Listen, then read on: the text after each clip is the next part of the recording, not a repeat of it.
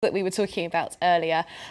Performing arts workers are being particularly closely scrutinised in the French papers. Do tell us why. That's right. Now, this is a very French story because performing arts workers are known as intermittents du spectacle in France, and since 1936, they've benefited from a very special unemployment insurance system. Basically, if they work a certain number of hours within a year, then they can benefit from unemployment benefits during the time that they're not working. But you can see here that there's a little bit of a disagreement about whether or not this is a good system.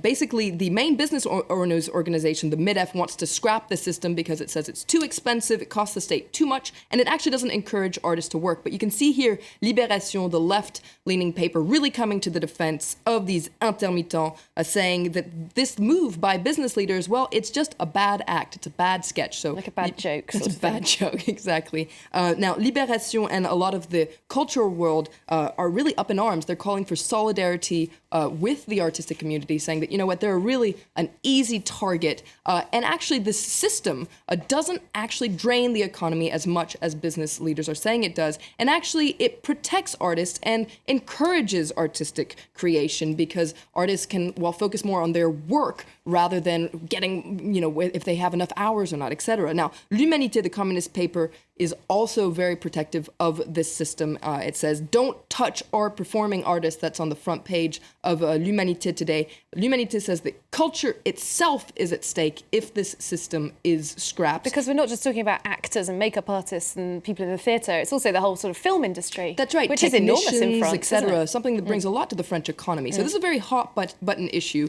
that is also very emotional here in France, and we'll probably be hearing a lot more about it. Thank you very much, Florence Vimino, with a look through the French newspapers there. We're going to take a short break here on Live from Paris. But coming up after the break, more news, including we'll be crossing live to our correspondent who's in the Crimean capital as we get reports that armed men have seized government buildings there. We'll be hearing from him very shortly.